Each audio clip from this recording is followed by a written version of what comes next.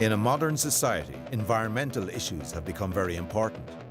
Over the last year, we have followed the men and women with the never-ending task of enforcing environmental regulations, making our towns and cities cleaner places to live.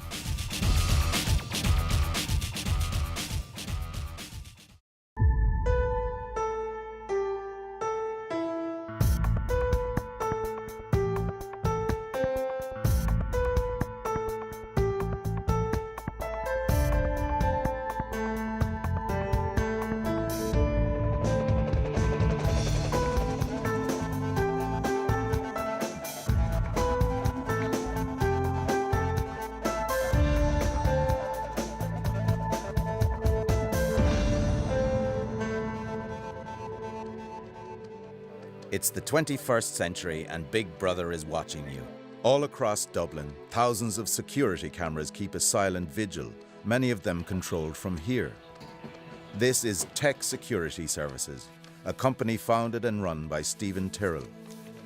With over 400 clients, they supply CCTV to commercial firms, community groups and councils who are looking for protection from criminal activity and antisocial behaviour. Yeah, thanks.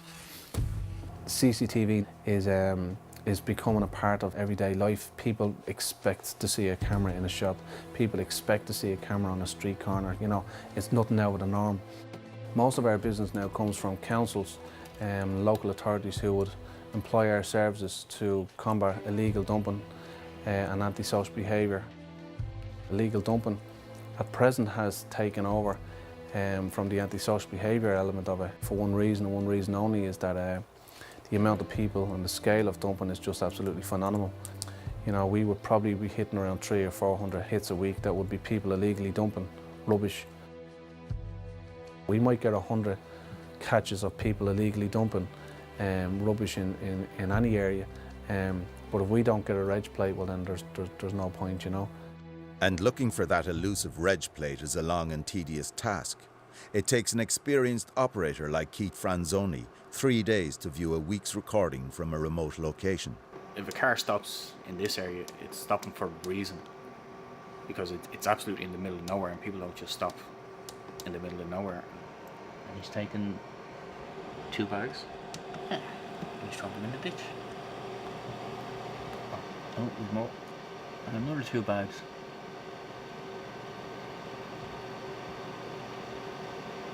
Oh, he missed a bit. Must make sure we can't be caught. Unlucky for him. So I've seen them all, from the grottiest oldest car to the newest cars that cost hundreds of thousands. Doesn't matter what background you come from, every background seems to at some stage. In the very remote ones, you kind of wonder why people drive out into the middle of nowhere. A lot of the other ones, it's because you already see stuff dumped there. People are like sheep. Once one does it, they all follow. Our company will go all out to catch somebody illegally dumping, you know. I mean, if they're going to dump and consistently dump, I mean, the council are going to take notice of this, and eventually, if they keep doing it, they're going to be caught, you know. It's as simple as that. In secluded areas, repeat dumping is a huge problem, and choosing the right spot for a hidden camera is absolutely crucial. Our camera systems can go anything from up to a half a mile away and zoom into a face or a reg to, you know, the more localised distance to, you know, a more shorter distance. They can pick reg plates up at night time. They can see people at night time. They can record for months on end and be monitored from central control area. So the technology has just moved on absolutely phenomenal. And the payoff for all that effort? 2 days later, the quiet little country road suddenly comes to life. Is that's a truckload that's been dumped there now.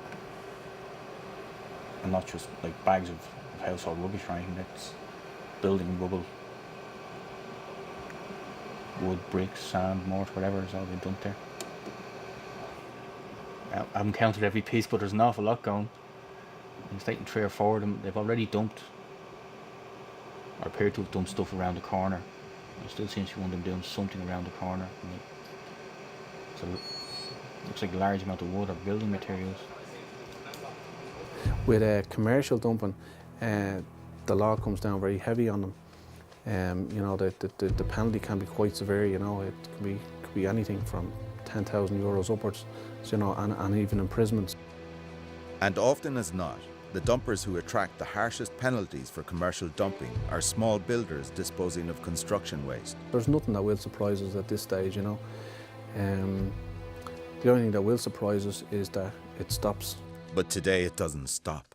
The watching team spots the same van coming back, this time under the cover of darkness. Yeah, it looks like we have number plates.